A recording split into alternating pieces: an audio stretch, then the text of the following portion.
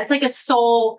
Good afternoon and welcome back to the Senate Committee on Government Operations meeting of Wednesday, February 11th. We're going to take up S-255 for the remainder of the afternoon. And Senator Hardy is joining us from the Senate Finance Committee to offer some remarks on the bill, which would again establish a pilot law enforcement governance council in Windham County. Senator, it's such a pleasure to see you. Oh, well, thank you. And we will see each other later tonight at the Oh, yeah. public hearing. That will be fun too. Retainers. Yes, yes. Well, thank you, Mr. Chair, for having me and committee for having me. And it's nice to be back in the GovOps room. And we're joined by my former GovOps colleague. It's like the whole committee's back here. So, and it feels a little like deja vu to be talking about sheriffs. And that is one of the reasons why this bill caught my eye. 2 years ago, no, 3 years ago now, this committee and the Senate Judiciary Committee worked on a bill that did updates to sort of the accountability of sheriffs. We also worked on a constitutional amendment that would have provided even further accountability for sheriffs and other county officers, not just sheriffs. And I think we're seeing more and more the need for accountability as we're continuing to have sheriffs and state's attorneys act in ways that are inappropriate for anybody, but certainly anybody who's in a government and elected position. And so and we also 3 years ago or 2 years ago in this committee passed a bill that did create a county and regional government study committee. And that did get off the ground. It was passed, I believe, unanimously in both houses, and it started a study committee that Senator Norris and I were on. I co-chaired it with then Representative McCarthy, who was the chair of the GovOps committee in the House. And now I believe Senator Collimore and Representative Byram are the current co-chairs as the chairs of GovOps. And we did get that started, and we started to look at county government and regional government and how we can make changes in Vermont to make our county government more transparent, more accountable, and more effective and efficient for Vermonters. You may have caught, I'm going to give a little plug to the Brave Little State episode that just happened. It actually mentions this bill that you're working on, and it also mentions that committee and how Vermonters are kind of curious, why don't we have stronger county government in Vermont? So while I appreciate that this bill is trying to do work on regional government and county government changes, it's, I think, a little bit of a cart before the horse situation. I think that we really need to, as a legislature, and it has to be a legislative activity because the legislature is the one that creates or modifies municipal governments in Vermont, and two, makes changes to our constitutional construct or structure for county government. Because a lot of what we need to do in order to improve accountability is to change our constitution about how and when county officers are elected and how they are overseen and accountable for voters and to Vermonters in general. So I think something like this could be a good idea. I'm not going to go through every little provision. There are several provisions in here that I don't think are good ideas, but I think this is the kind of thing that needs to come after we do actual county government restructuring and after we put into place better accountability measures for sheriffs and county government in general. I know this is only a pilot program. I know it's a pilot program with a sheriff that has a good reputation. Sitting right here. That it's not about that. It's about the fact that we really need to look more broadly at how our county government is structured and overseen. One of the things this bill would do is allow county governments to impose higher property taxes in order to fund these regional councils. which is concerning at a time when we are in this building trying to get a handle on our property taxes and how we assess them and how we spend them. And to impose an additional property tax, even on a small number of Vermonters and a small part of the state at this time, is not I don't think it's a good idea, especially because there's very little oversight and transparency about county property taxes. And there are some questions about the legality of increasing county property taxes for certain purposes or above a certain rate. So I think the better route to go is to reinvigorate that county and regional government study committee. One of the things that was supposed to be talked about in that was, in fact, regional law enforcement and regional public safety more broadly, including things like dispatch and EMS and all those things, and how we could really regionalize that across the state and also provide better services, more equitable services to Vermonters, whether they come from a tiny little town or a shire town or a big city, big city. So I appreciate this effort, but I think it's too soon, and we really need to get our house in order and ensure that there's strong accountability for our sheriffs, our county officers, county government in general, and that we have a plan for how county government and public safety in every region of the state could be delivered more equitably and efficiently. So, Does anyone have a question for Senator Cox? So, as you know, that your wonderful task force is foundered it and hit the shoals. Well, it has. And so I don't, I would at its best see this pilot as something that's hand in glove. I don't, it's 4 years. It's 4 years or 5 years, 4 or 5.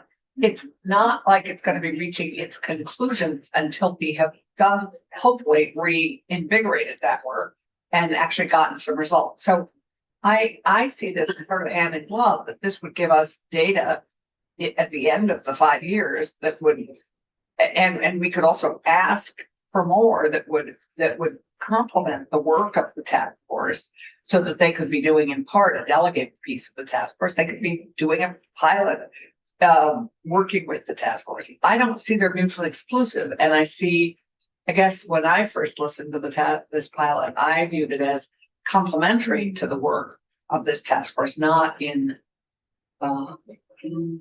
not so much. I understand your idea that it's a cart before the horse, but really I was seeing it as a tiny experiment and pilot for us to get more data on a piece of what we were talking about. Mm-hmm.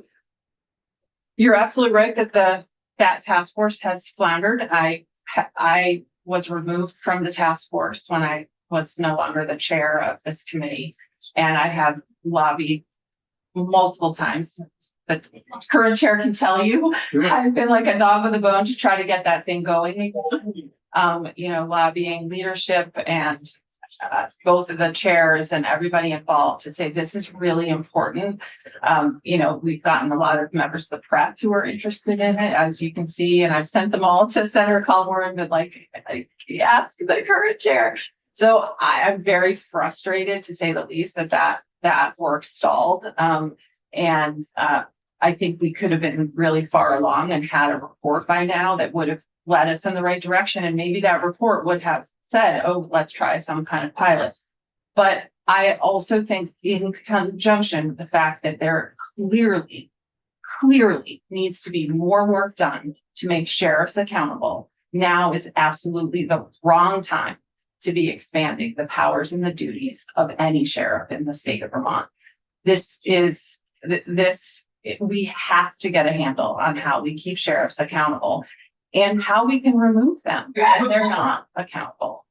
And this would allow one sheriff to essentially impose, through county government, a property tax on on residents in those towns. Right now, those towns could sign up for sheriff, law enforcement services through a contractual relationship. That's how it works now. You can still get 5 towns to agree to a contract with the sheriff.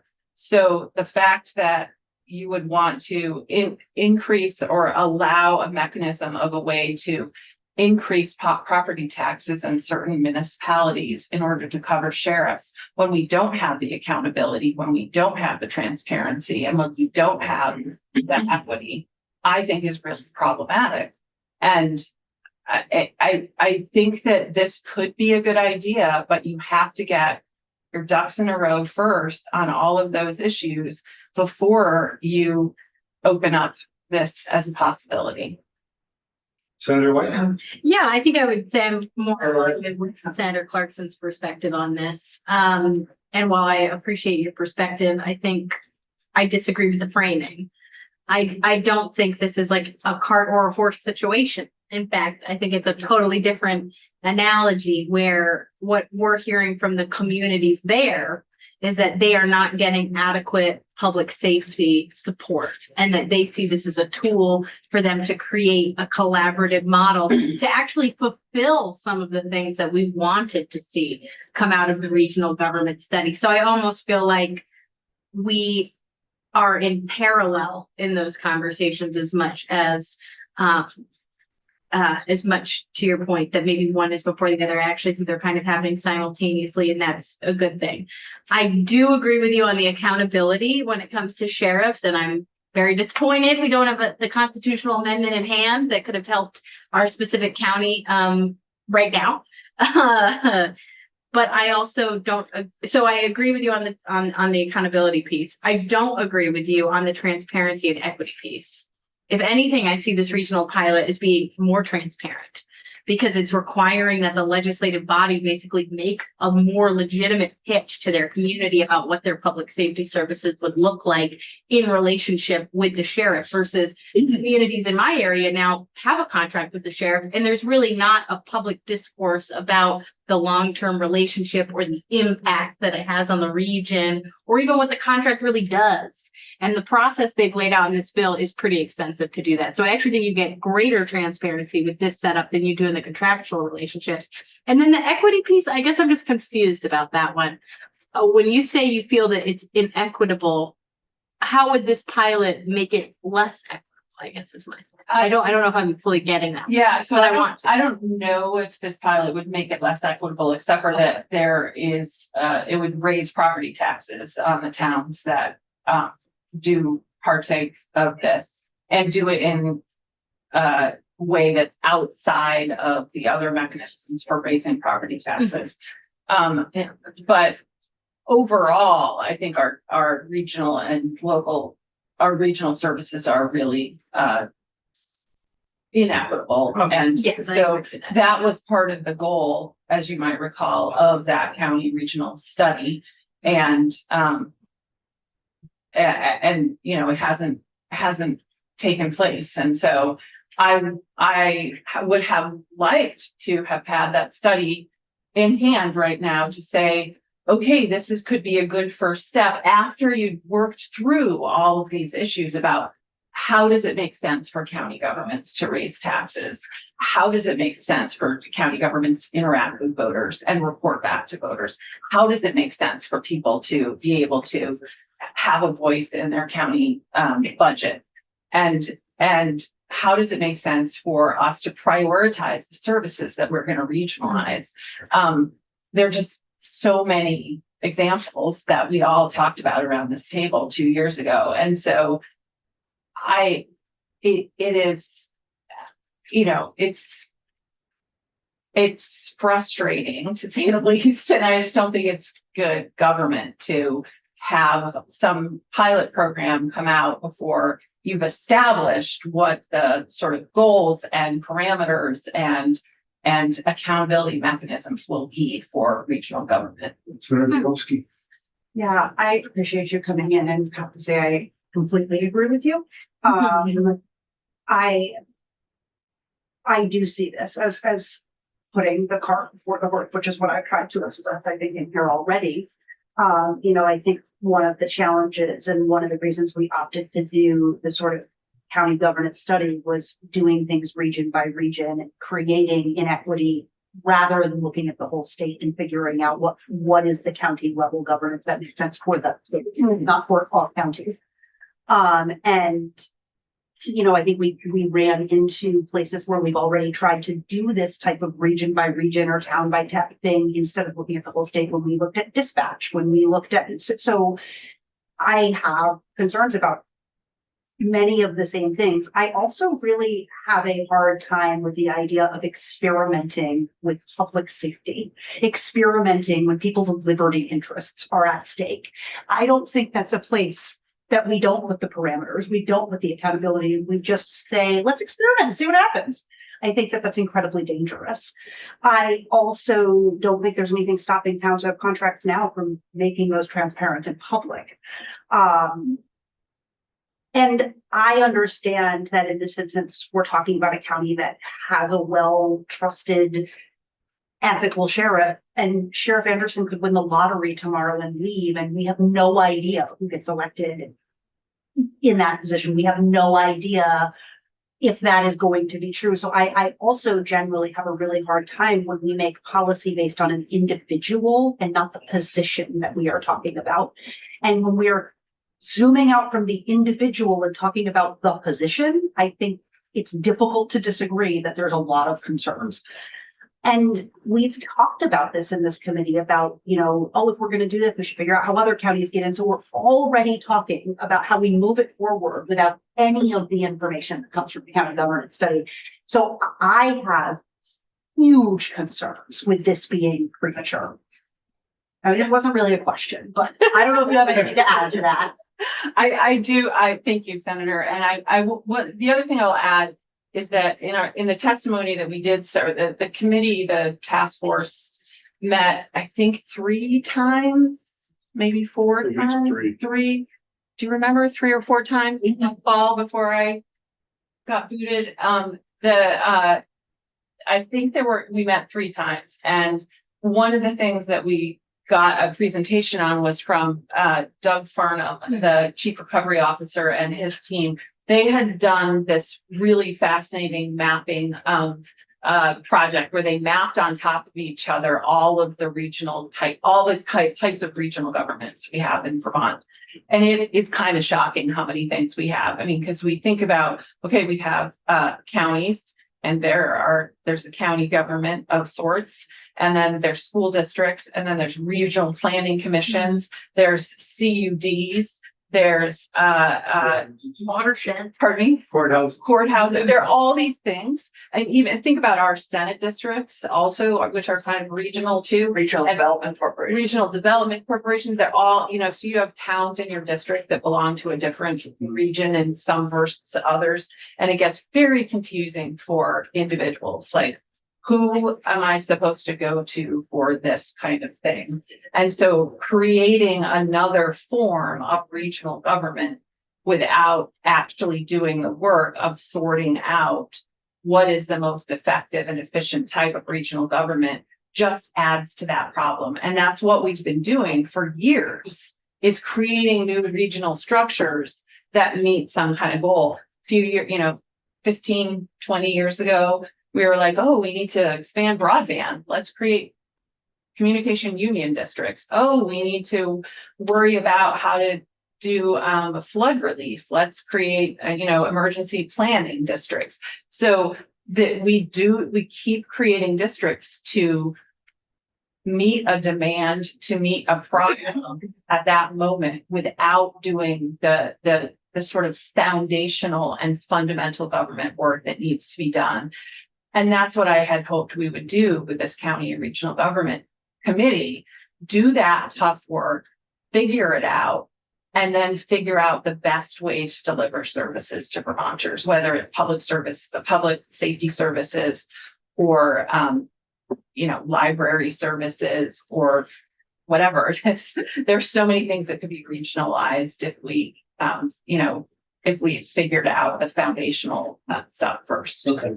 I don't mean to keep you from your other committee, and I know, Oh, I thought you had to go. at yeah, well, 2:45. Charlotte's gonna come get me. Okay. So that was gonna be my one other thing. Is I might be leaving and meant to go to there, so. Me too. In touch We go base. together. Did Senator, did you want to add anything, Bob, or? Well, no, I just want to try to follow what's going on here. Okay, Bob Norris, Franklin County, for the record. I heard a couple of statements that may have been a little, the sheriff doesn't impose the taxes on this contract. The only folks that can do that are the assistant judges. They would actually impose the tax on it. I'm trying to find out as to why we're even here, just due to the fact that they already have the ability to contract, but evidently it has to do with county taxation. And we know that the assistant judges have the ability to tax up to 5 cents. Without court approval, but they try to keep it much lower than that, obviously, because they seek re-election also every 4 years. But no, I just want to follow this so I have a better understanding as to what's going on. Everyone has their concerns about, we keep saying county government. There's a lack of county government. Actually, here in Vermont, we have 4 or 5 county elected officials, but in essence, the closest we come to county government, I guess, is the assistant judges who actually are in the county courthouses, whatever. Well, they do the budget. They do the county budget only, okay, which is not the state budget, but yes. They do the county. They do all 3 branches of government for the county, which I'm is really sorry. weird. It's very. Go ahead, Bob. No, I'm fine. Go ahead. I'll just follow the story as it develops. okay. Yeah, Senator Glenn. Yeah, I don't think it's imposing a tax. I think that's it has the, just like when we redo our courthouses, I could see it, there would be a pilot surcharge for maybe 5 years, depending on what it's actually gonna end up costing.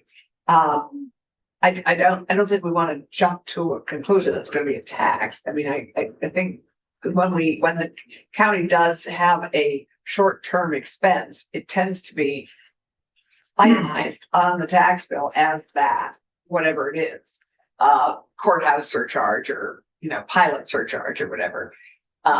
Anyway, I think in the bill, it does talk about levying a the tax. bill, on it. as you know, is only a starting.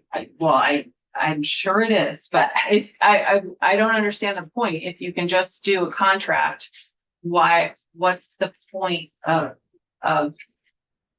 going through all of this, creating a new entity and creating the ability to levy a tax for it? I know we have a lot of the towns who they themselves are requesting this, so they might be able to give us answers on like why there needs to be a different structure for them. And I'm fine moving along, unless you have anything more. No, I appreciate that you let me come in Of and course. talk about it, and I wish you all the best. And we need to Hopefully work on, And I feel guilty every time you bring up the county governance. Yeah, well, we need to keep it moving. keep it going. Maybe we could. Thanks all. Yeah. Thank you. Yeah, you're welcome. I believe it was Shelley Banford that had a time constraint. So, I don't see her on the screen. So maybe we don't have to worry about Shelley's time constraint. 'Cause Maybe it. apparently you got constrained. She's no longer here. Who wants to be next? Yes, Karen Hadley. Aaron Astley, and it's Astley. Yeah, I am the Putney Town Manager, Finance Director, Delinquent Tax Collector, and for a little longer, Zoning Administrator. And by default, I have several titles that I will not share with you folks. Thank you for your time and inviting us into this conversation. I want to start out by saying, for full disclosure, Sheriff Anderson and I are actually friends, but I'm here representing the town of Putney, and this is a professional conversation. So I just want to say I have experienced Sheriff Anderson's work ethic and his leadership. He is persistent and he is out of the box thinker, and he's long-term planning for the future. he makes connections, he has networking, he can collaborate with the stakeholders.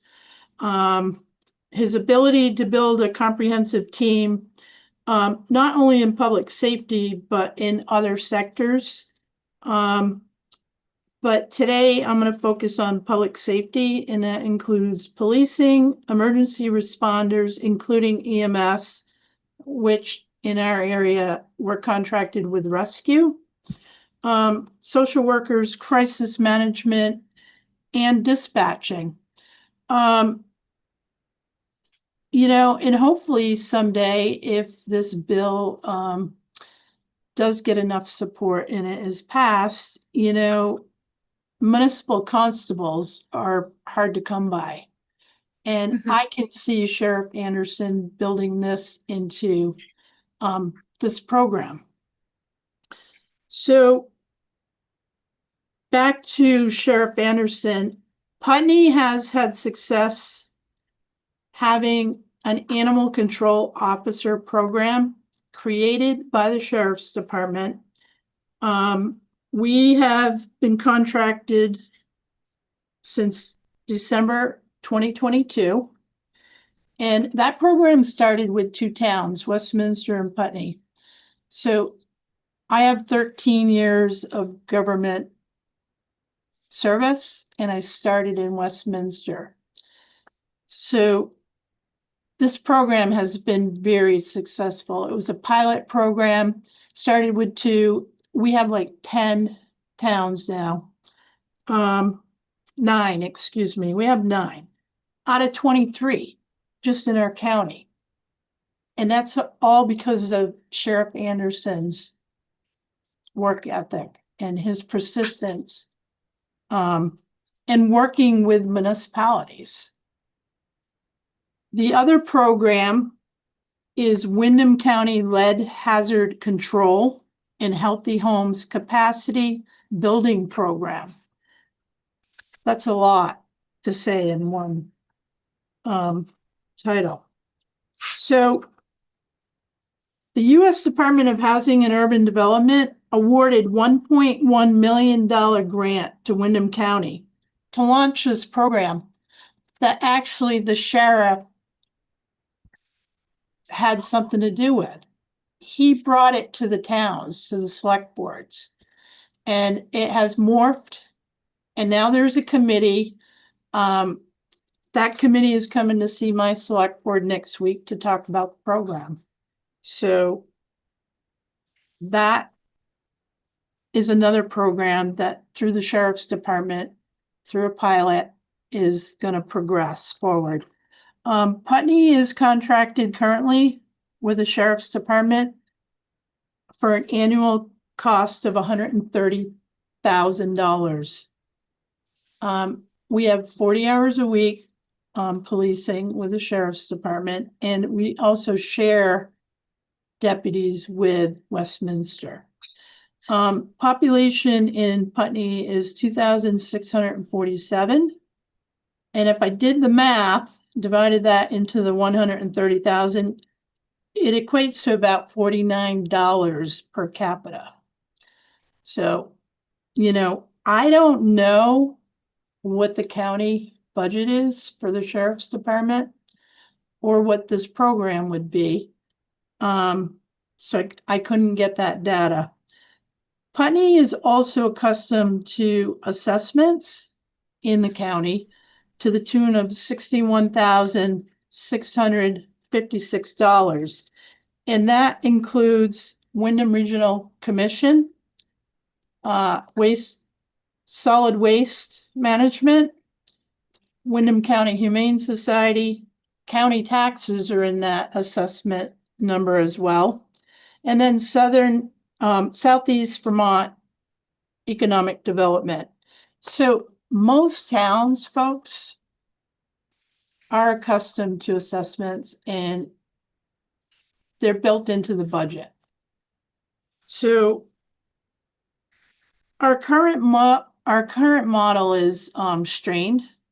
And I say that because in our budget, we have a revenue line for citations, that the sheriff would, write.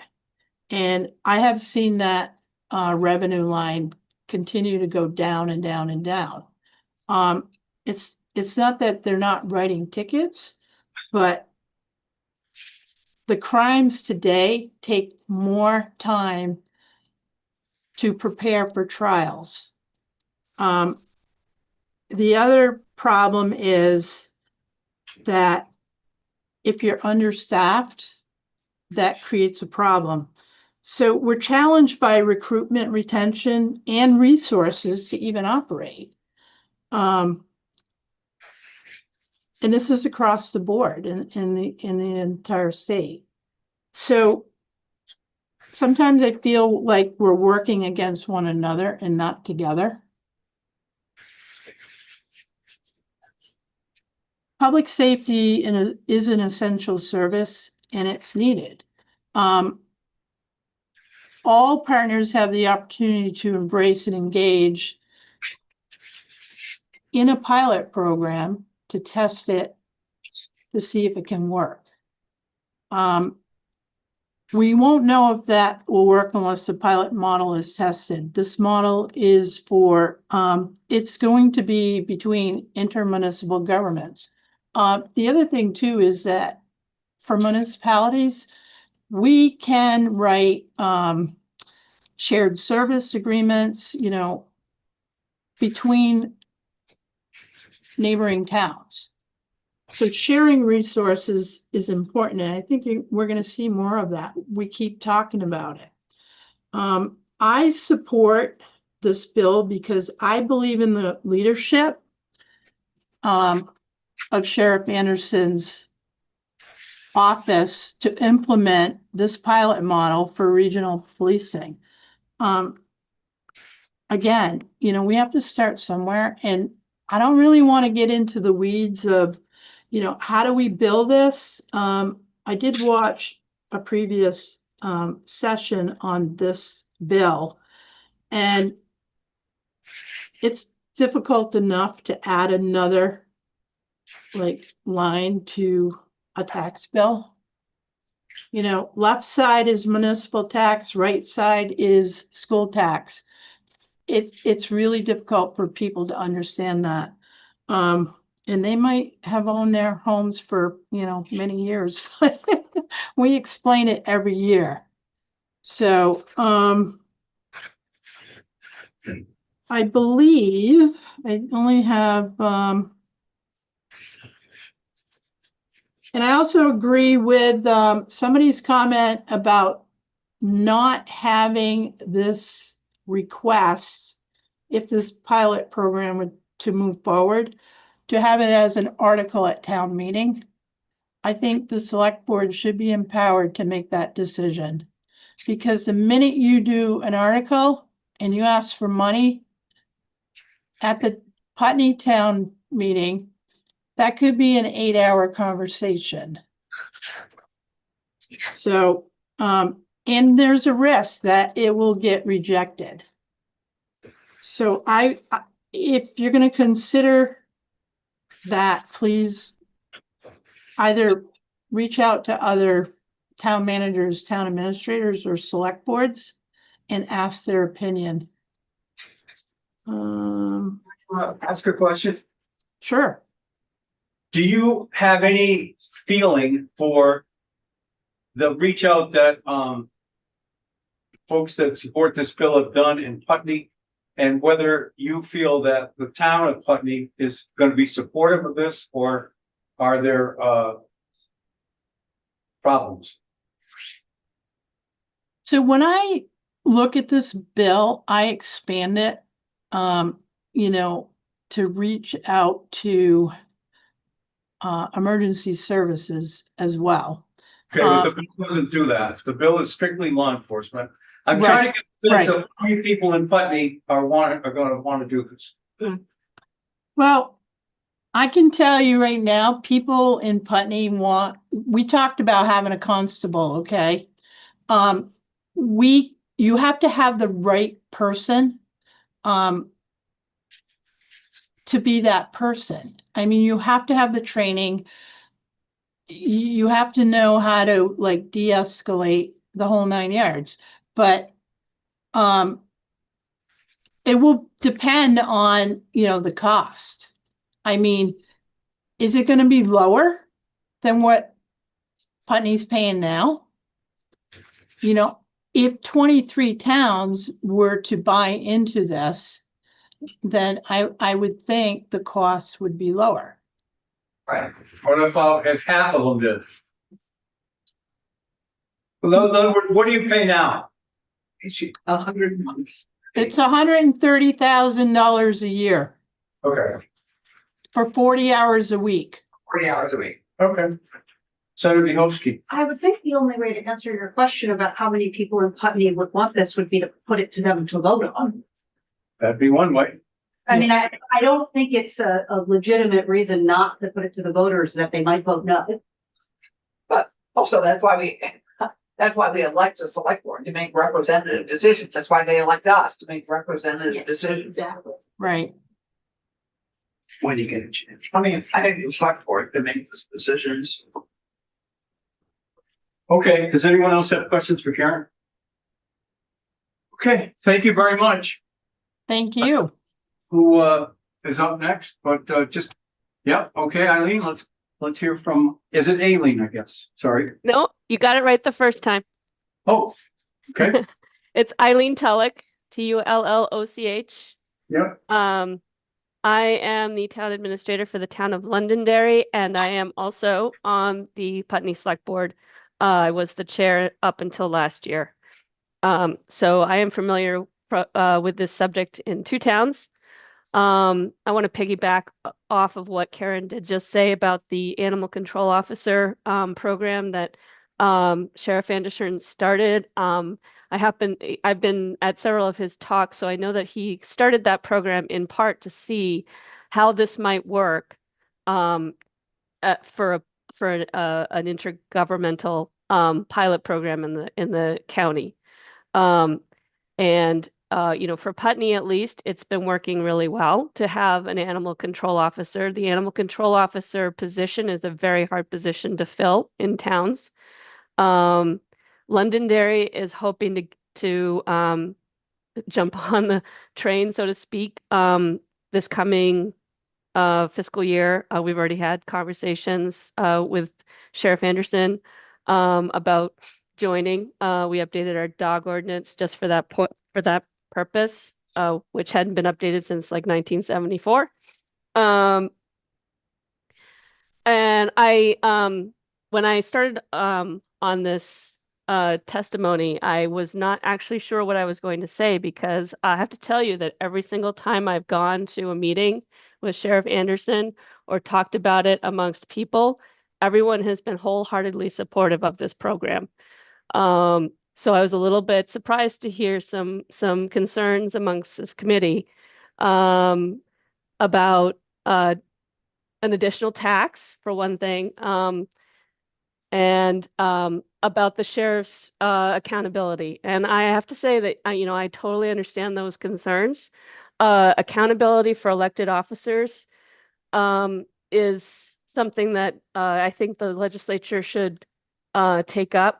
Not just sheriffs, but select boards, all elected officials need to have some kind of mechanism to remove them if they go off the rails. I think this program in particular, or the way that the bill is written in particular, actually gives the towns some reassurance that they would be able to get out of an agreement with a sheriff that was not performing up to snuff.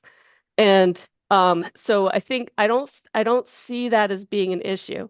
As far as taxes are concerned, we're already being assessed a county tax assessment. We have no say in that assessment. The county government as it stands right now is a bit of a shadow government. There's no direct voter say in the county budget at all, except for the fact that we elect the assistant judges. So this program would actually give more accountability and more say amongst municipalities about the budget, about what we want to see in a sheriff's contract, what the bylaws would be, what the staffing would be, all of that would give the towns a lot more control over that piece. There was another thing I was going to say, and I don't remember what it was. Maybe it'll come to me. Just so I can make sure that I have this correct. The difference between locally elected officials and the sheriff is that the sheriff is a constitutionally created office. And we don't have the power or the authority to remove them from office at the moment. It's in the Constitution. And I think it was Senator Vyhovsky that pointed out in a previous testimony today that we don't even have the power to affect their pay in any way. The Justice Council does, but we don't. So it's a little bit of a different situation in terms of accountability. We would need to pass a constitutional amendment in order to change that. And that's a 5-year process. So absent that, there's really not anything we can do about removing a misbehaving sheriff or even affecting his or her income. It's strictly, that's the way it is. You can demote them to a position of literally answering the phone every day, but they still get paid. They might get paid a little less than they were when they were certified law enforcement. So I just wanted to make that point. But you did answer the question that I think that Londonderry seems to be in favor of this bill based on whatever reactions you've had from the residents there. Did I get that correct? Yeah, it's been brought up at the select board meetings, and the select board isn't wholeheartedly in favor of it. We haven't heard from the town residents that they're not in favor of it. One thing that we do hear consistently in Putney and in Londonderry and probably through all small municipalities is that we don't have enough coverage. Even the contracts, contracted hours, they're dependent on what goes on that day. So if we use up, if we have a sheriff's deputy in Londonderry and they're on another call, we're not going to be able to have, and then something else happens. The state police is the next step, and they're an hour and a half, 2 hours out. So with these smaller contracts, even with what we've got, and Londonderry contracts 20 hours, and we share with Jamaica. Even with what we've got, we just don't have enough coverage. Okay, thank you, Eileen. Does anyone on the committee have questions for Eileen? No? Okay, let's move to, I can't see your name at the bottom. Let me try to. No, It doesn't Blue Board- have a name. It's Town of Guilford. Oh, My name is, okay. hi there, my name is Erica Elder. I'm the town Yeah. administrator for Guilford. Guilford does not currently contract with the Windham County Sheriff's Office for law enforcement services. We're way down south, and our nearest Vermont State Police Barracks is about 45 minutes away. That's in no traffic. Our volunteer fire department and rescue, like these ladies said, they're in Brattleboro. They handle all our emergency calls. We haven't had a constable here for almost 10 years due to, you just can't find the right person.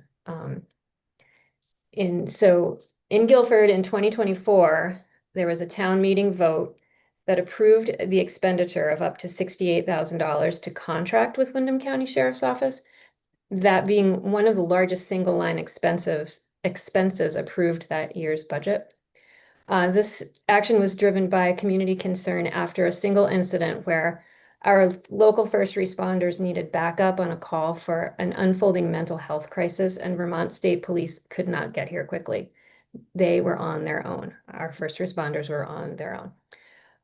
That set off a chain of events where there was a town meeting vote, like I said, to approve an expenditure of $68,000, which was only worth about 20 deputy hours a week. And there was a committee set up. We surveyed the town. We did a lot of data gathering and information gathering. We had Sheriff Anderson come talk to us several times. And we surveyed the community about our town's specific needs, and Guilford's hopes for law enforcement contract were clear. The town wanted on-call help for emergency situations only. They didn't want a deputy sitting at the corner waiting for people to speed and give them tickets. That is not what this community is interested in, but they wanted support for their first responders. The committee recommended the select board not contract with Windham County Sheriff's Office for services at that time, and that's where we still are today. One service that Guilford does contract with Windham County Sheriff's Office for is animal control. We belong to a consortium of, I have 10, but I guess 9 or 10 regional towns who share the service equitably and pay on a per capita basis.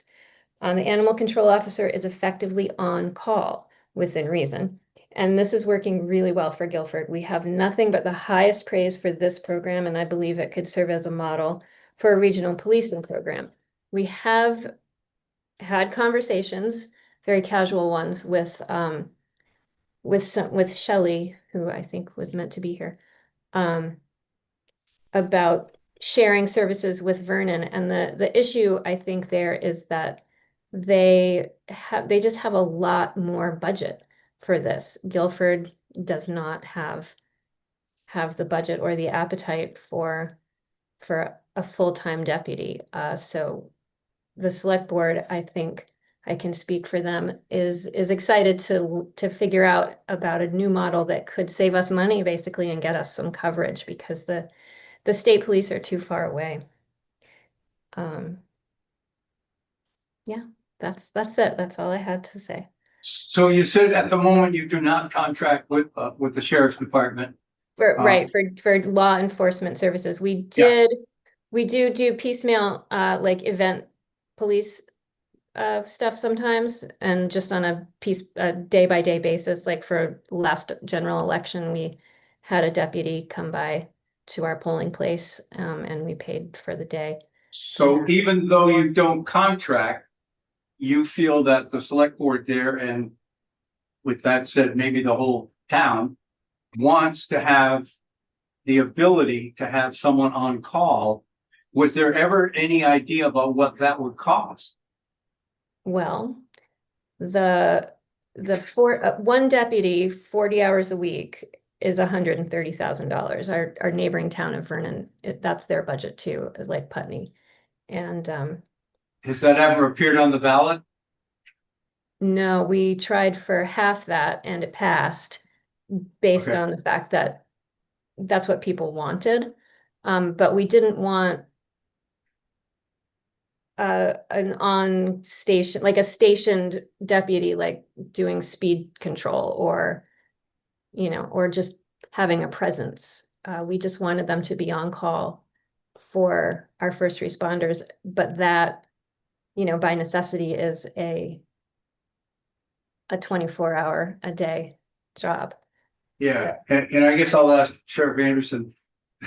So if they're not out patrolling, but you're paying them over $100,000 a year, what are they doing the rest of the day? I guess is my question. Are they just sitting home waiting for a phone call to happen? Or? I don't understand how that would work, but Would you like me to answer that, Mr. Chair? sure, you could take the chair if you want to. Would you like me to just write that down so you can hear from legislative council? Oh, he's just here, I think, to listen. Sure.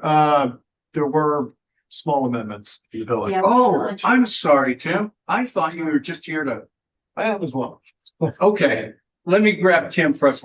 Sure. Okay. He gets so much an hour. We got it. Ask, a question. I'm sorry, yes. No, I just wanted to ask, because you did, Erica, it did sound like you contracted with EMS. You contract with rescue for EMS. You just Correct, don't contract with the sheriff. right. Correct. Okay, got it. But is that your only contract for, and your fire, how is your fire handled? Volunteer? We have a volunteer fire department. Yeah, they are supported by the town. Because, By as we appropriation, an annual appropriation. got it, because as we originally began to look at this in 2017 and 18, we were looking at regional public safety, which included fire, EMS, and policing. Yes. So this- it's- This bill's it's just. like Senator Beals? So you said that the sort of shift in considering contracting was based on a single incident? Yeah, it was pretty dramatic. But it, our rescue and our volunteer fire department was stuck in a situation where they had to take evasive maneuvers and they didn't want to do that. It was a scary situation. So, It yeah. sounds really scary. I'm sorry. I imagine stuff like that doesn't happen regularly. Well, right. It hasn't happened again. And I think, they're always learning and training. Yeah, absolutely. I appreciate that. What would be the response time for like crisis services or in Chittenden County, it's first call. I don't know what it is in Windham County. Because I would assume that in a mental health related emergency, you'd want mental health providers to respond. Yeah, I mean, so during the work of the committee that the town set up to look at this issue, we had some members who were former Vermont State Police officers, and they contacted HCRS, and they contacted the Vermont State Police captain, chief, what do you call them? And they are working on more robust responses to mental health issues.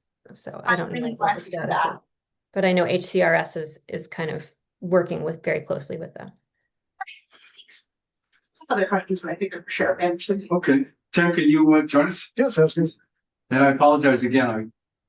I guess my memory's not as good as I will just note that in Windham County, I believe, at the Westminster Barracks, they have a full-time HCRS person embedded in that. Well, and this brings me to my question for In Sheriff that. Anderson, and that is, does the Windham County Sheriff's Office have a full-time mental health clinician embedded in there? we'll find out. And they're at some distance in Westminster. Oh, that's the problem with the state police responding to any of our towns. Agreed. Most of them are 45 minutes to an hour. Welcome, Tim. Thank you very much for having me, committee members. For the record, my name is Tim Devlin, Legislative Counsel. We have, the bill is introduced, post on my name, as well as a draft committee amendment, which is just 3 instances of amendment on a strike all. And what these do are together modify how a municipality will enter or exit. It is really changing from a townwide vote to a majority decision made by the legislative body of the municipality that can enter, exit the pilot program. And then those are really 1 and 2. And then the third instance of amendment would strike out, this is in the budget and financing section 5, which is on page 4 going into 5 in the bill. Is introduced. This would somewhat modify the funding mechanism by striking out, let's see, at the annual or special town meeting and inserting thereof.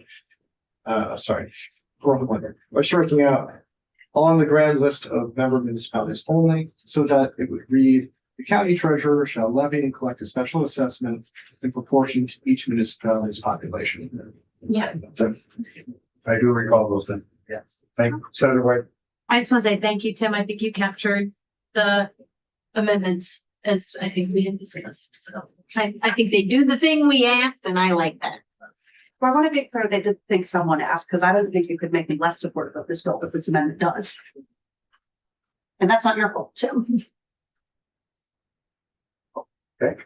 Did we have any questions about case law? It was brought up, but not online, so, Sure. I live. as you get a chance. Sure. Okay, anyone have anything else for Attorney Devlin? And certainly you're welcome to use your chair and remain with us if you like. So, I may have to run, actually. yeah, Okay. you don't have a new draft, you just are keeping a running tab of amendments that would.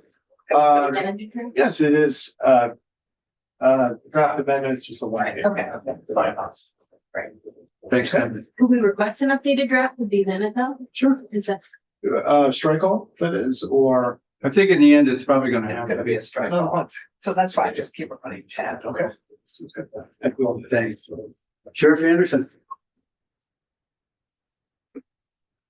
Thank you, Mr. Chair, members of the committee. For the record, my name is Mark Anderson. I am the sheriff of Windham County. I kept a rolling list of questions as they were asked by different members, so I'm going to do my best, but that's why I will be jumping around. I'm happy to be interrupted as well. I can come back to my list. There's a statement made that there's no structure for removal of a sheriff from elected office when we're discussing accountability. I do want to be clear, there is a mechanism. It might not be the most ideal mechanism, but it is true for all constitutionally elected officials, which is impeachment.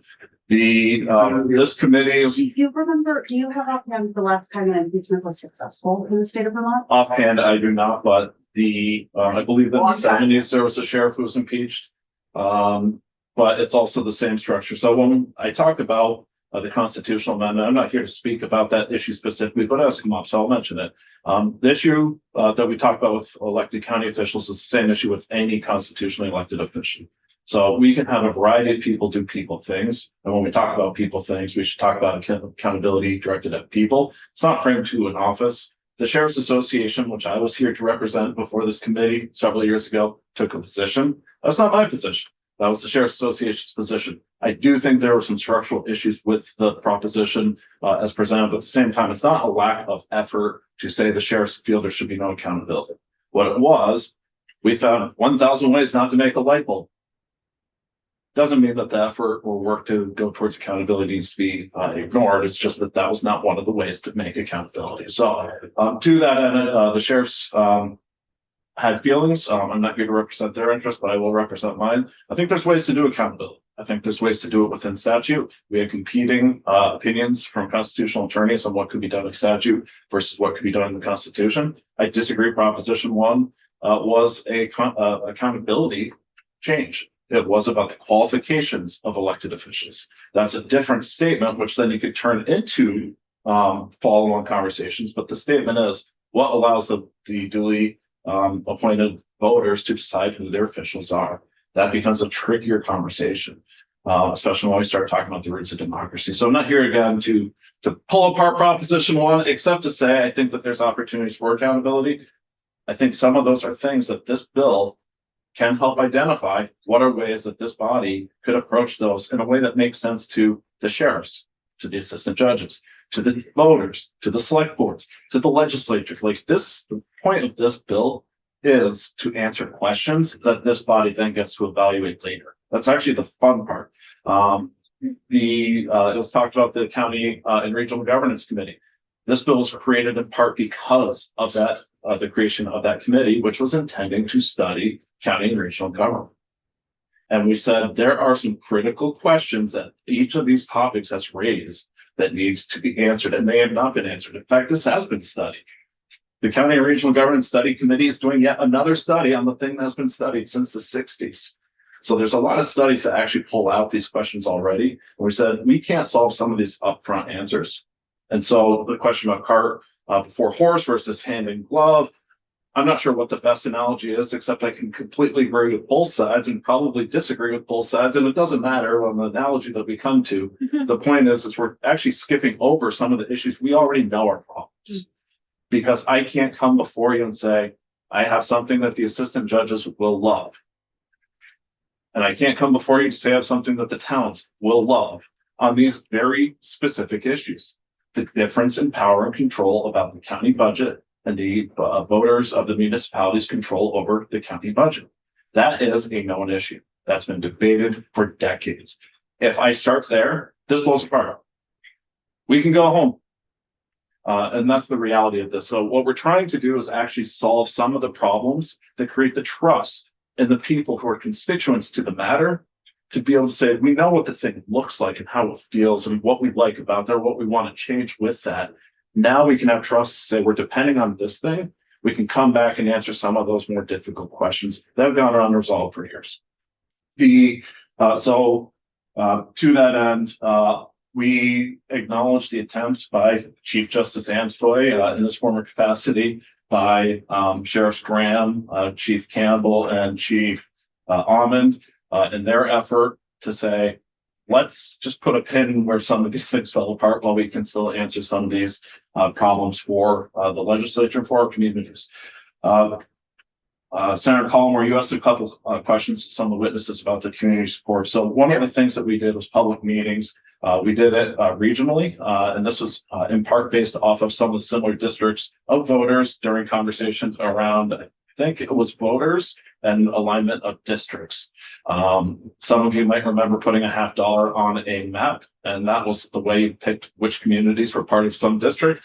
News to me, but no less. We kind of did the same model. So we started looking at towns that share in similar watersheds to say, how do we get input from people who share similar resources, specifically water, to start talking about this thing. Through that process, we had 4 regionally located meetings. We had a 5th community meeting with a number of people. I'd say over 100 people in total came to do this. I've been putting it in town meeting letters to each town for the last, I think, 3 years now.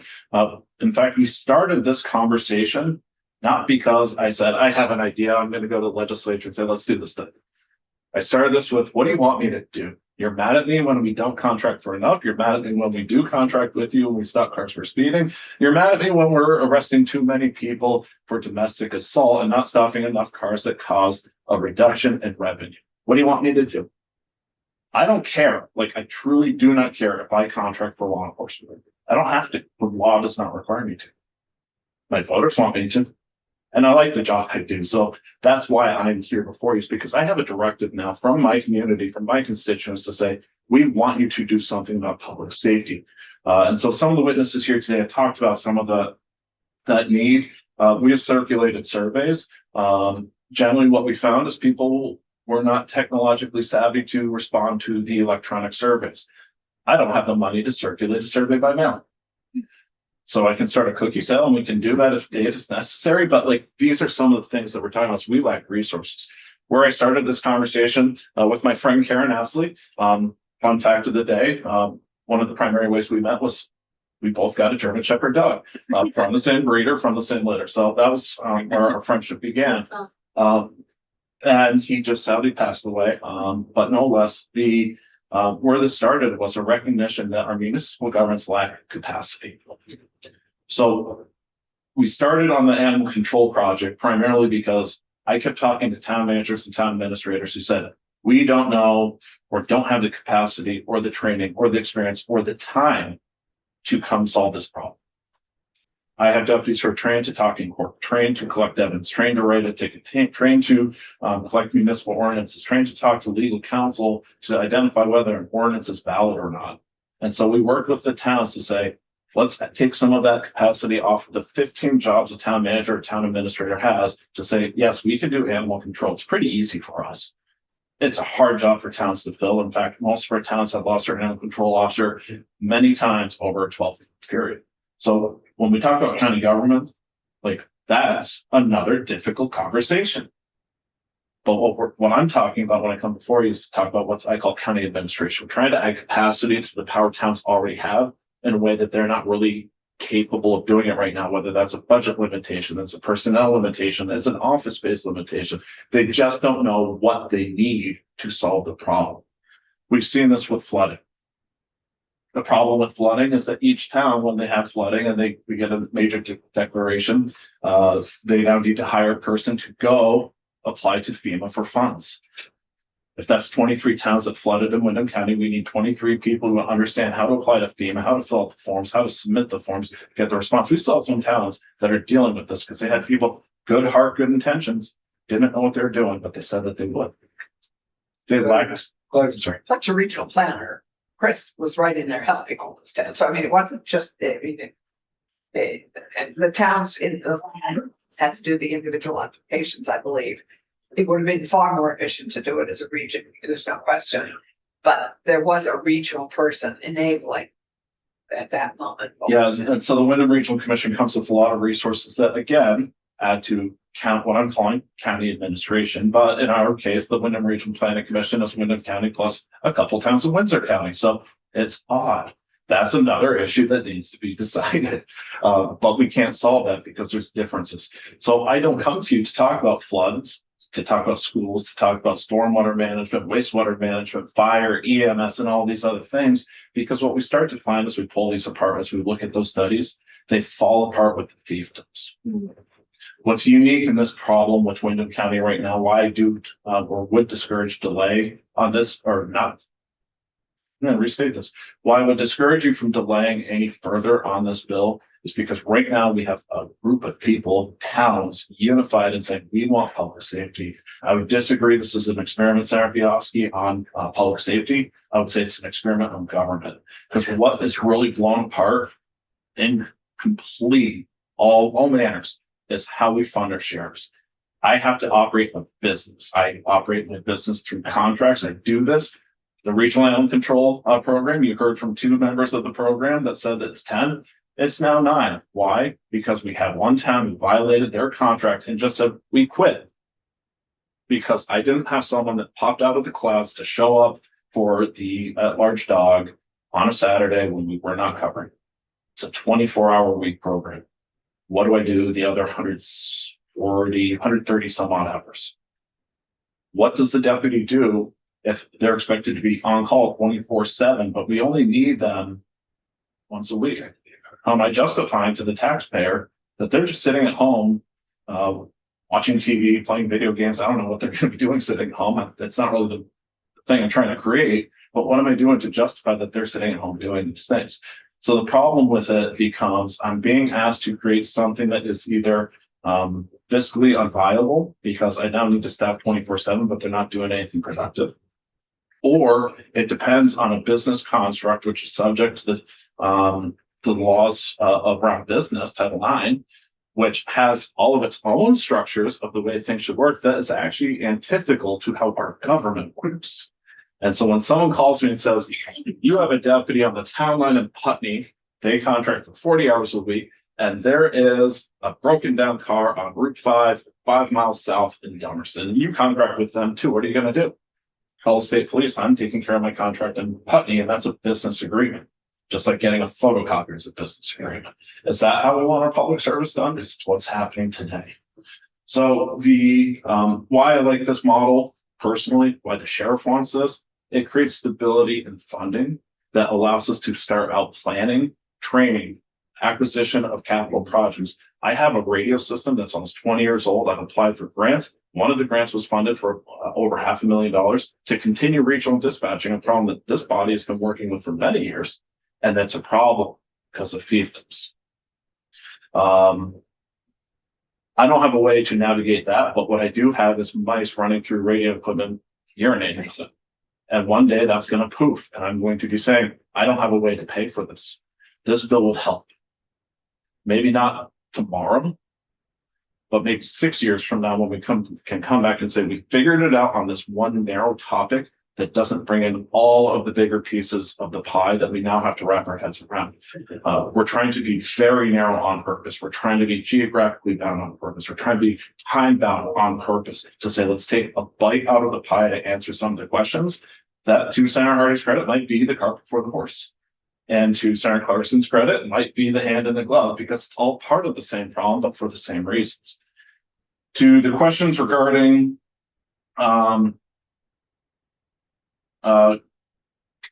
whether we contract with Guilford and there's other towns out 23 in Windham County, 4 have police departments, 15 contract with me to varying degrees. Part of my intent of this funding was introduced as a new tax. It's not a new tax. It's using an existing tax to cannibalize an existing tax to pay for police. Why am I doing that? Because if it's my funding source that's being penalized, who's complaining? It should just be me. It's not my towns, it's not my voters. I'm not trying to raise a new tax. I'm trying to say, let's have a more sensible tax. Let's do it in a way that makes sense, that it can use tools that make it cheaper for towns. Guilford would, this might be a bit of a stereotype, but I call it like the thirds problem. 1/3 of the town wanted me doing speed enforcement, 2/3 did it. 1/3 wanted me to respond when the fire department needed assistance. The situation at hand that was described, a firefighter was pinned under a porch while a person in a mental health episode carried a shotgun and threatened anyone who came close that he will kill them. What do we do? We used to have an embedded mental health worker. That embedded mental health worker's position was ultimately their funding was pulled. We don't have it anymore. He was picked up by the Brownwood Police Department, all through relationships with HCRS, our designated mental health agency. He's now working there, and we call Knowles all the time and say, hey, we have this problem, and could you help us pretty please? The Westminster Barracks does have an embedded position. My understanding is that position is now vacant following an event with a shooting in Putney. The state police were very helpful in offering that position when we needed it, but it's one person for 168 hours a week. It's the same problem. And we call and say, we need you to parachute right now. But there's dozens of problems. And so I don't know how to solve that problem. I asked for an embedded worker when the funding came about. The legislature was doing this. I believe one of the positions was embedded in the Bennington Police Department. Right. But we don't provide primary law enforcement, so we don't need it. It's like, yeah, we're just dealing with all of these other things that happen to deal with people with mental health issues, potentially being evicted from their homes. Not a choice I make. That's decided by the court. But I'm the person to effectuate the court's order. And if I can get them into a housing situation, that's better than me walking in and saying, you got to leave now. I don't know where you need to go. And I don't care how we get there, but get out now and take your bags. Like, that's not an effective situation. Knowles would walk in before we even knew we had the court order and say, you need to leave. You're going to have a court order. How about we connect you with service, connect you with a person? We walk into an empty apartment because he's already connected them with housing. This didn't cost anyone anything. This is people empowered to do things, doing the right thing. So I'd really like an embedded worker. Wasn't coming here to talk about it today, but I would love one. There's many very good objective reasons why we don't have one. I'm not sitting here to say, how dare someone not give us it? This is the problem that all of you have had to deal with, which is not enough resources to do all the things. And then how do you figure that out? So I respect the issue. I see this as a way that we can come in to fix a thing without asking for money, in a way that my towns are already paying for it, that they are saying this would help us, that I can take one more burden off of the stressed towns' plates to do the thing. That's why we want to do it. My hit by the bus policy, because I'm not going with the lottery. That would be great, but I don't buy lottery tickets. But I could get hit by a bus. So I don't want to hit you by a bus. Sarah, I do appreciate that, and I hope nobody wants to hit me by a bus. But this has always been my standing continuity of operation. Public transportation buses. I know we have less public Yeah, transit, it's not like a big deal. It'd be a VW bus. I won't be specific, but our Or your continuity, with coach. our continuity of operation planning, and that's really what it comes down to. Something could happen to me, and I won't be the person here tomorrow. What do we do? The beauty of this is we're creating good governance in this bill that can then say something happened to Mark and we don't trust the next person who came in to do this. This is great, well lasted, but we're going to put it on mothballs until we find a new opportunity to do it. Is that what I want to happen? No. And so I'm creating depth on the bench in my office. I'm creating capacity in my office, training people so I can be here in Montpelier with you today and operations in Windham County continue. All of you know that I've spent a lot of time in this building, many times on many policies, and that's because I have a great staff. I greatly appreciate Karen and others speaking highly about me. I did not put any of them up to it, and some of them will probably say they have to like deflate my ego. But like truly, this is team effort. This was not my idea. This was working with people to say, how do we do the thing? And in this case, the thing was, how do we do police? So in dispatch, could have been animal control, could have been schools. I don't know about schools, and there'll probably be a principal or superintendent here talking to you about schools. But it's all. And my friend, Senator White, Jeanette White, would kick me to if she heard me talking about all of the things that I just talked about, that list of things. Yeah. Because we're here to talk about doing the law enforcement portion. That's all I'm trying to focus on in this initiative, to protect the interests that you have all talked about. Do all 23 towns now get levied the county tax? Yes. Okay. And the difference, should S-255 make it to the finish line, would be that, and you said 4 of them have it, so that's 19, and 15 out of 19, I think is what you said. So 15 of them would get not a new tax, to be fair, and I understand, but it would be an additional amount, whether they do it on a one or an item by item line, or whether the whole thing is just larger by, I don't know how much, but is that correct? So this would expect towns to say they want to join. So right now, let's say this past tomorrow and we're starting fresh. I tell all my towns right now, I'm no longer contracting with you for law enforcement services. Because we want to encourage you to join this program. Okay, They say, great. We are going to join the program. And they ultimately will navigate through the governance that's created in this bill to decide what funding is raised. So right now we raise about $750,000, a little bit under $750,000 from the municipal tax to pay for this. and the four that already have existing local PDs would not They say see no. any difference. Correct. They would continue to get services from their local, but they wouldn't also get assessed the additional. Do you have an idea of what the gap is between what they're getting assessed now and what it might be? So I have ideas, but it really comes down to what the towns decide to do. And so that's where, like, I could say if I were king for the day and this is what we're gonna do, yes, I can give it. The nice thing is that all this is really on the expense side of the column and they're the revenue side of the column. So the expenses are pretty scalable. I can say it's $75 per person an hour. Okay, That's what we're paying. That doesn't pay for capital planning. So that doesn't buy me radios, that doesn't buy me cars, that doesn't buy me all of the things that go into running our operation. The county tax is prohibited from paying for law enforcement. Unless the legislature, this is the legal issue, This unless is the why- legislature empowers the county to do this. And so the county's been empowered to do certain things, not law enforcement. So that's what I'm asking you to do, is empower the county to do this. But then by nature of the way we're structuring this, it's only going to be to the consent of what people are raising. I'm gonna go to Senator Yuhovsky first. So I'm just trying to wrap my head. You're saying it's not a new tax, but it would be a tax increase in the towns that opted in. No, I'm not saying that. What I'm saying is that, I'll use the town of Putney as an example. They currently pay $130,000 raised in the municipal tax to my department for policing services. In addition to that, I don't know what their assessment on the county tax is, but they pay the county tax, which pays for the operation of my office. And so they pay for the property, they pay for the oil, the electricity. But if we could pick the building up and shake it out, they don't pay for any of that. The people, the equipment, any of the stuff in it. And so that's what I pay for as the sheriff. However, I find that funding, that's what I have to identify funding sources for. So the county tax pays for that. My total county tax is roughly about $500,000 to pay for all of the facility, all of the insurances that the county pays for, which is not all of the insurances. 2.5 personnel positions, that's my bookkeeper, and my administrative assistant, which helps me perform some of our statutory responsibilities around serving civil process, and taking care of our books. This is an issue that we've talked about in other places of how do we make sure that there's sound finances occurring in sheriff's departments. So that's what those two positions pay for. The reason the county pays for it is to provide stability to ensure those functions are done. So again, can we come back to talking about what's the structure for ensuring we have qualified people getting those positions? There are things we can do.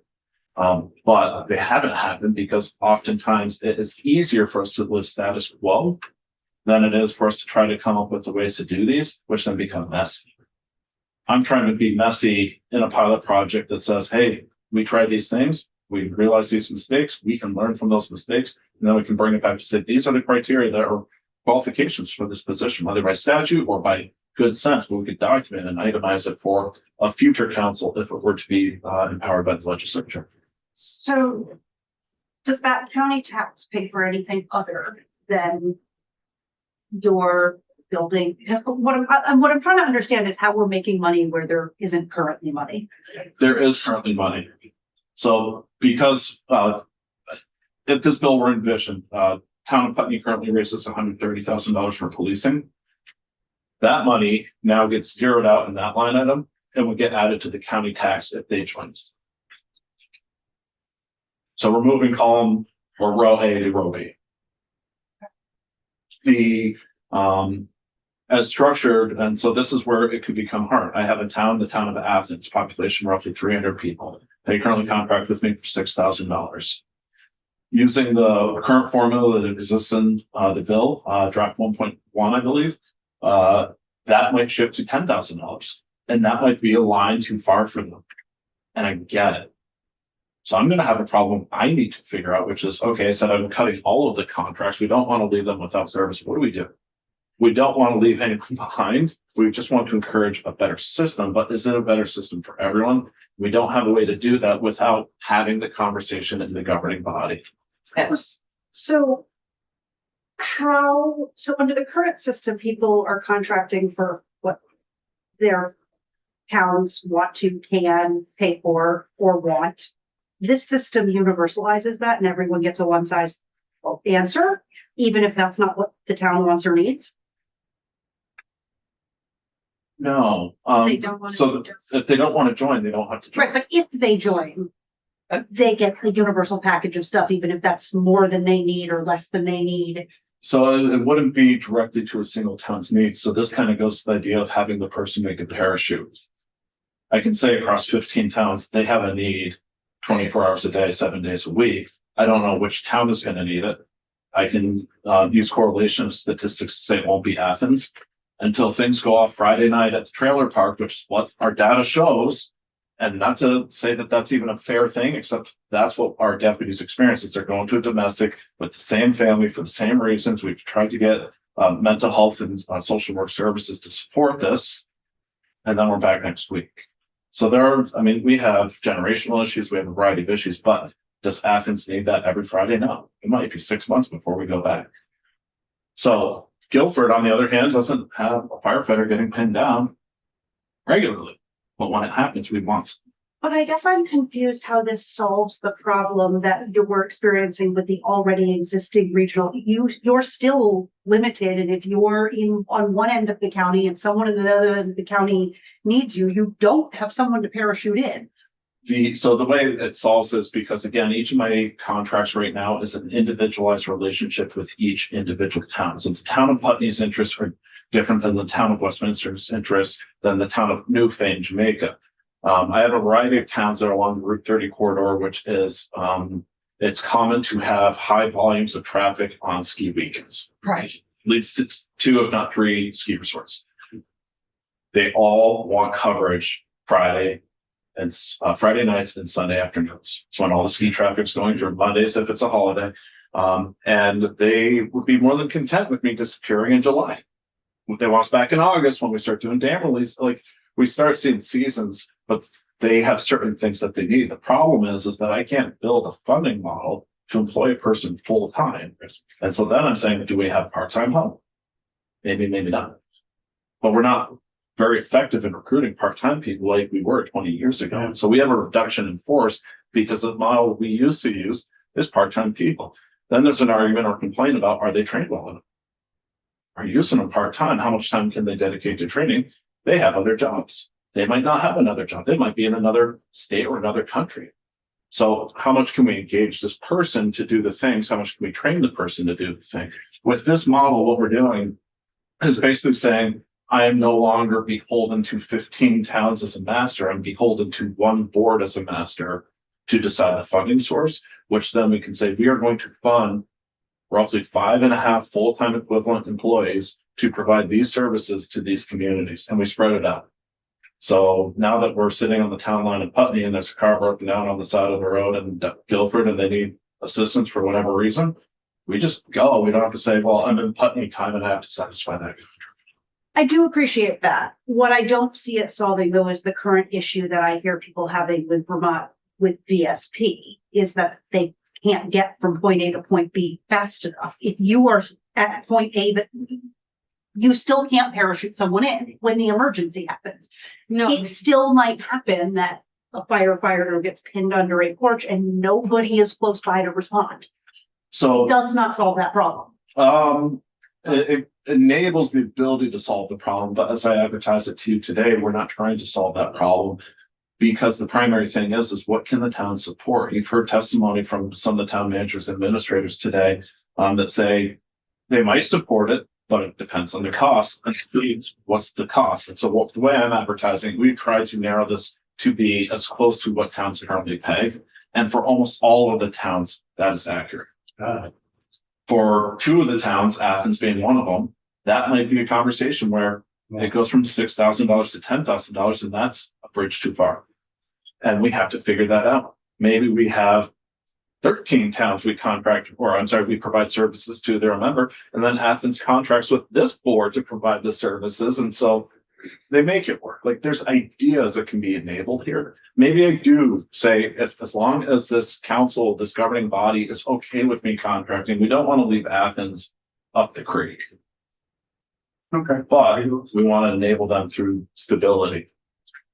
For now, For now. Yeah. Senator Clax.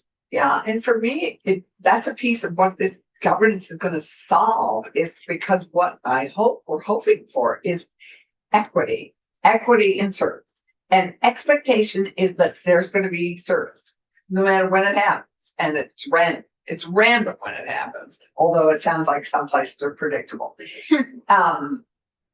I think that is a piece of what you're gonna solve, is how you can address the random thing that happens, providing it equitably to anyone with that expectation in a time frame that works, that actually promotes public safety, because a 45-minute drive to a domestic may mean that domestic is a death. And so, to me, that's part of what you have to solve, is how can you have people stationed so that the delivery and the response can be faster, so that you're beating out the other less than perfect model that we have. And so what's interesting right now, fully staffed, our state police barracks has about 6 full-time troopers on patrol. What I currently have is 5.5 full-time staff funded. Not always on patrol, because then it becomes are we all on Friday night and Sunday afternoon? So like, it becomes this thing. There was a question with the shooting in Putney. Why did my department not respond? Well, we weren't there that day. Like, it's that straightforward. There wasn't anyone on. And so what this would do is deploy about 5.5 people in just Windham County in the towns that are participating. And then we do shift the resources. So right now we use geographic locales to shift resources around. Putney and Westminster share a deputy for 80 hours. 48 in Putney, 48 in Westminster, but we share it across the 2 towns. That's based on a voluntary relationship that either town could say, no more, we're done. And that happened. That happened with the animal control program. It happened with patrol. Like, we've seen this happen. So the contract model is not viable for the regional system, and it destabilizes the entire emergency response system, regardless of what we're contracting for, when somebody just says, we're not doing it for a rational or irrational reason. Senator Bielski. Do you not participate in mutual aid like other law enforcement organizations do? Like, I know that if someone calls in the town I live in, we don't have anyone available, they either call VSP or they call, like, so there's a shooting going on and you're just like, oh, I'll contract with you, whatever. So the way my office threads the needle is, if it's life or limb type of scenarios, we'll figure the money out later, because we want to help people. But figuring it out later is where then I have to explain to towns, I charge you this much an hour, and that's a lot of money to you an hour, but in part it's because we have these costs and we have to cover these burdens. We do have mutual aid. We work with the state police and the municipal police departments, but there are, if you take all of the staff, all law enforcement staff in Windham County, it's something like, forget the exact number, I can get you an exact number, it's something like 30 square miles per officer if we were all working at the same time. When you start breaking things down to who's responsible for what, state police and my department do have some overlapping coverage areas. Town of Brattleboro, they have their own areas. So like, we have a larger density in Brattleboro, but then very quickly we don't have anything. But there are times that Brattleboro had armed robbery, a domestic, and then someone called in that this person's completely drunk out of their mind, stumbling out of the gas station, and they're getting in their car right now. Please help. Yeah.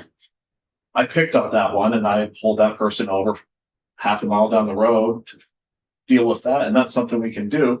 We also have access to grant funds that allow us to do highway safety enforcement. So we start looking at the resources we have and do the piecemeal law enforcement work we can do to do the thing. The state police did the domestic, while Brattleboro did the armed robbery. So would this allow you to increase your deputies to solve for this problem that you're, if you split those up evenly across 3, say 8-hour shifts, you've got 120 square miles per It would not allow me to, it would allow the governing council to, which is made up of the towns. Are they willing to pay the bill?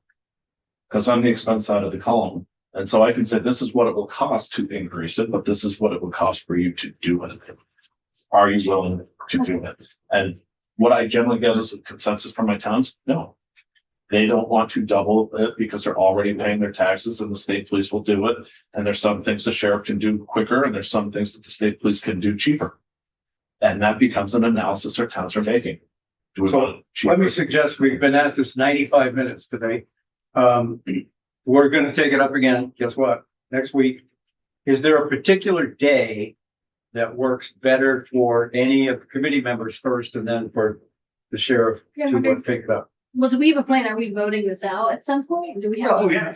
I'm wondering if we could vote it out maybe in like the next 2 weeks. I think there's some additional work too. Yeah, I think there's additional work. I mean, I don't think we have to rush it.